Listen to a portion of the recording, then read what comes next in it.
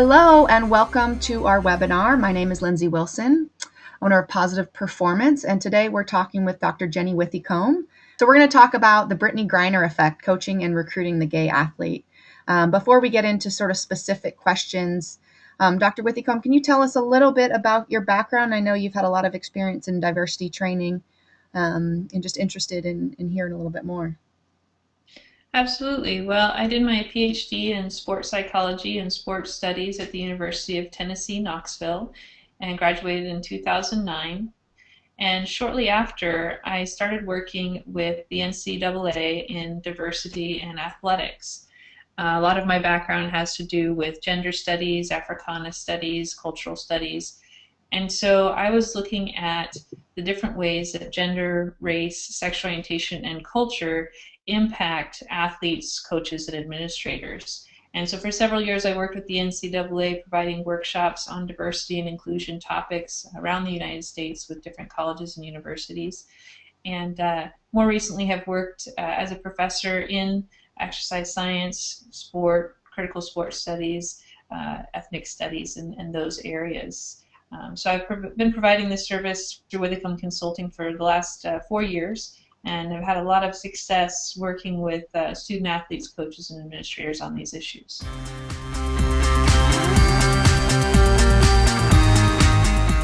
I think this is one of the issues that a lot of people miss out on. They often think of diversity and inclusion topics as more social issues, and certainly they are social issues, but they're also individual issues.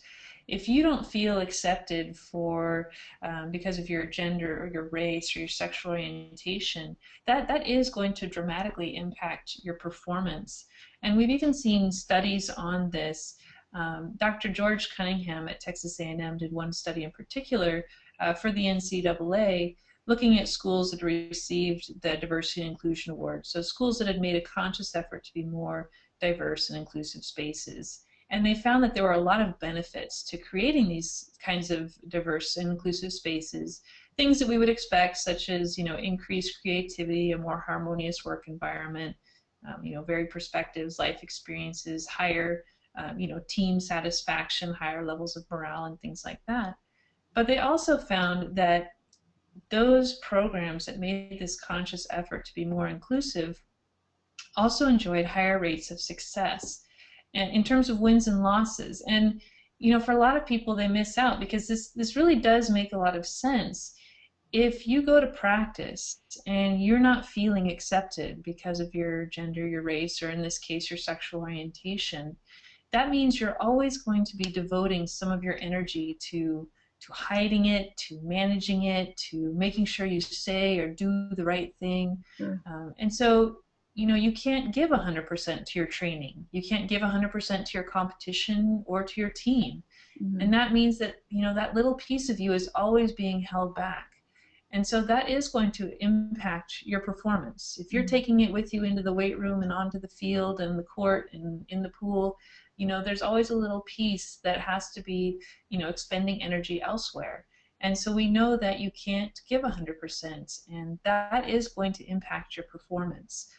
So homophobia and even, environments that are, not necessarily homophobic, but just haven't given a lot of thought to how to set up an inclusive culture can significantly impact gay athletes. When we're looking at how we set up the culture of our teams, a lot of folks and a lot of coaches understandably just, they don't want to talk about sexual orientation at all within their teams because there is so much stigma to it. You can run into issues of being, labeled as the gay program or, only having gay athletes, things that get, completely blown out of proportion. And so I think for a lot of programs, they don't talk about it at all, but the lack of talking about it, it doesn't necessarily create a hostile environment, but it creates a very uncertain environment.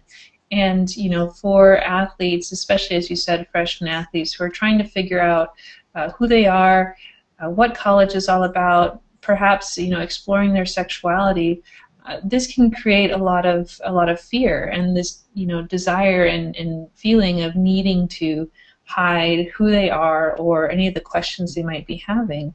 And so not only are you, having some of that energy being expended learning how college works in the first place, but you're also having it, being expended managing this identity. And so you're not going to be able to get the best performance out of your players if they can't feel like this is a safe space for them to be. I mean, teams are families, and if you feel like you can't go to your family and be who you are, it's very difficult to perform at a high level.